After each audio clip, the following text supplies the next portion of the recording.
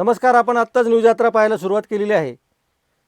सिन्नर तालुक्यामधील अशोक खरात नावाच्या एका भोंदूबाबाचा पर्दाफाश झाला. एका महिलेने लैंगिक शोषणाची तक्रार केल्यानंतर याचा सगळा काळा चिठ्ठा समाजासमोर आला. खरं म्हणजे असे अनेक भोंदूबाबा समाजामध्ये असतात आणि लोक त्यांना मोठं करतात, लोक त्यांच्यावर विश्वास ठेवतात आणि या विश्वासाचा गैरफायदा घेऊन असे भोंदूबाबा आपला हेतू साध्य करतात, प्रचंड संपत्ती कमवतात. या प्रकरणामध्ये अनेक राजकीय नेत्यांची सुद्धा नावं येत आहेत. विशेषतः महिला राज्य आयोगाच्या अध्यक्षा रुपाली चाकणकर यांचं या महाराजांच्या संदर्भामध्ये त्यांचे खूप निकटचे संबंध होते असं सुद्धा माहिती आता समोर आलेली आहे. त्यामुळे एकच खळबळ उडाली आहे. या महाराजांची जी संपत्ती आहे ती आता अशोक खरात त्यांना कोणी महाराज म्हटलेलं नाही, पण आपण महाराजच म्हणायला पाहिजे, कारण लोक त्यांच्याकडे महाराज म्हणूनच जातात. अशोक खरात नावाचा हा जो माणूस आहे याने अनेकांना गंडवलेलं आहे अशी सुद्धा माहिती आता समोर येते आहे. त्याच्याकडनं तब्बल 57 व्हिडिओसुद्धा जप्त करण्यात आलेले आहेत आणि या व्हिडिओची माहिती आल्यानंतर आणखीन काही धक्कादायक खुलासे होतील अशी पोलिसांची माहिती आहे.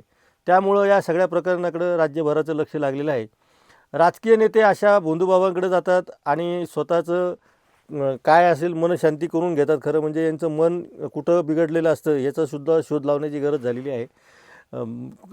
काही ठिकाणी तर राजकीय लोकांच्या आशीर्वादानेच अशा महाराजांनी लोकांची पिळवणूक केलेली आहे आणि मोठ्या प्रमाणावर संपत्ती गोळा केलेली आहे असं सुद्धा निदर्शनास येतं. अशोक खरातची शिर्डीमध्ये 50 कोटीहून अधिक रक्कम असलेली म्हणजे मालमत्ता आहे. त्यानंतर 55 एकरची मालमत्ता सिन्नर तालुक्यामध्ये आहे. त्यामुळे ही सगळी जमीन खरेदी त्यांनी कशाच्या बळावर केली हा सुद्धा एक पोलीस तपासाच्या दृष्टीने महत्त्वाचा मुद्दा ठरणारा आहे.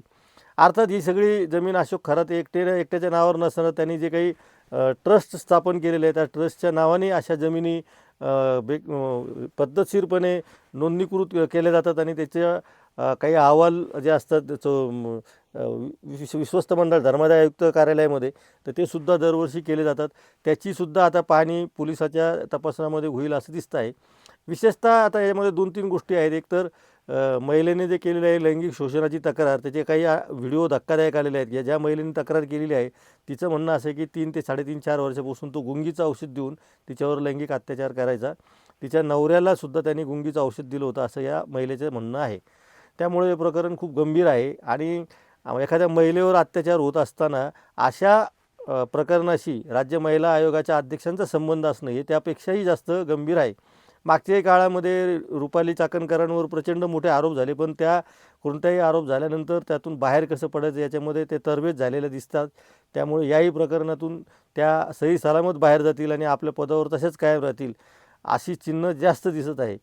त्यांच्यावर सुषमा अंधारे शिवसेनेचे उभाटा नेते यांनी पण टीका केलेली आहे. रुपाली ठोंबरे ज्या त्यांच्याच पक्षाच्या आहेत त्यांनीसुद्धा टीका केलेली आहे. मध्यंतरीच्या काळात रुपाली ठोंबरेंनी यांच्यावर कारवाईसुद्धा पक्षाने केलेली आहे. पण या सगळ्या कडे दुर्लक्ष करत रुपाली चाकणकर या सगळ्या प्रकरणामध्ये सही सलामत बाहेर पडतील अशी पुन्हा एकदा चिन्ह दिसत आहे. मुळामध्ये आत्ता रुपाली चाकणकरांना या प्रकरणामध्ये फार महत्त्व द्यायची गरज नाही. त्यांचं जे काही त्यांच्या आशीर्वादाने जर पोलीस तपासात जर काही सिद्ध झालं तर तो विषय वेगळा. पण अशोक खरात नावाचा हा जो माणूस आहे याने ज्या पद्धतीने अनेक लोकांना गंडवलेलं आहे, विशेषतः महिलांचं शोषण केलेलं आहे. मी जसं आधी उल्लेख केलेला आहे की त्याचे अनेक धक्कादायक व्हिडिओ समोर आलेले आहेत. आपण बघू शकता एका महिलेला पाठमोरं करून तो अक्षरशः लघुशंका करतो आहे. अशा पद्धतीचा कोणतीच म्हणजे लोक अशा लोकांवर विश्वास कसं ठेवतात आणि असे बळे कसे पडतात. समाजामध्ये अशा लोकांना थारा देणारी जनता संख्येनं मोठी आहे. एक वेळेस असं वाटतं की अशा लोकांना अशा पद्धतीने जर त्यांना कळतच नसेल तर अशा लोकांची अशीच फसवणूक झालेली परवडते असं सुद्धा कधीकधी उद्वेगजनक भावना मनामध्ये निर्माण होते आणि कधीकधी अशा लोकांची क्यूसुद्धा येते की ह्या लोकांना कोणी येऊन फसवतं आणि बळीचा बकरा बनवतो. लोकांच्या श्रद्धा, अंधश्रद्धा, मी आतापर्यंत अंधश्रद्धा म्हटलो नाही, कारण लोकांना अंधश्रद्धेच्याही पलीकडे लोक गेलेले आहेत वेगवेगळ्या पद्धतीने. कारण त्याला अंधश्रद्धा म्हणण्याच्याही पलीकडची ही गोष्ट आहे की कोणत्याही माणसावर तुम्ही कसा विश्वास ठेवता आणि त्याच्या सांगण्यानुसार कसं तुम्ही वागता आणि कोणत्या समस्या घेऊन तुम्ही या लोकांकडे जाता की त्यांच्यामध्ये त्यांचं निरसन असतं. माणसाच्या आयुष्यामध्ये अशा कुठल्या समस्या असतात की ज्या एखादा महाराज सोडू शकतो. तो स्वतः महाराज का झाला याचा शोध कधीच कोणी घेत नाही. अशोक खरातसारखे असे अनेक जण आहेत. आता काही जणांचे नावं आपण घेतले तर वादग्रस्त त्यांचे अनुयायी रोज बिल्ले लावून फिरणारे सुद्धा काही आहेत की त्यांना असं वाटतं की आपण या माणसाच्या मागे राहिल्यामुळं आपल्या आयुष्यामध्ये सगळी उत्क्रांती होत आहेत. अनेक जणांचे बिल्ले लावून फिरत असतात. त्यामुळं असेसुद्धा महाराजांच्या बाबतीमध्ये एक योग्य वेळी जनतेने निर्णय घेण्याची गरज आहे. कारण रोज उठून पोलिसांनी सगळ्या गोष्टीत हस्तक्षेप करावा, लोकांनी जाऊन तक्रारी कराव्यात, त्यांचे घोटाळे बाहेर काढावेत आणि कायद्याने शिक्षा करावी. याच्यापेक्षा या लोकांच्या मागं का जातात याचा प्रश्न लोकांनीच विचारला पाहिजे स्वतःला. आता या अशोक खरातच्या या प्रकरणामध्ये आणखीन काय काय माहिती येते, यामध्ये राजकीय लोकांचे काय धागेदोरे सापडतात, ते सुद्धा बघणं खूप रंजक ठरणार आहे. या पुढच्या काळातसुद्धा अशोक खराच्या बाबतीमध्ये न्यूज अथरावर आपण जी अपडेट माहिती आहे ती देणार आहोत.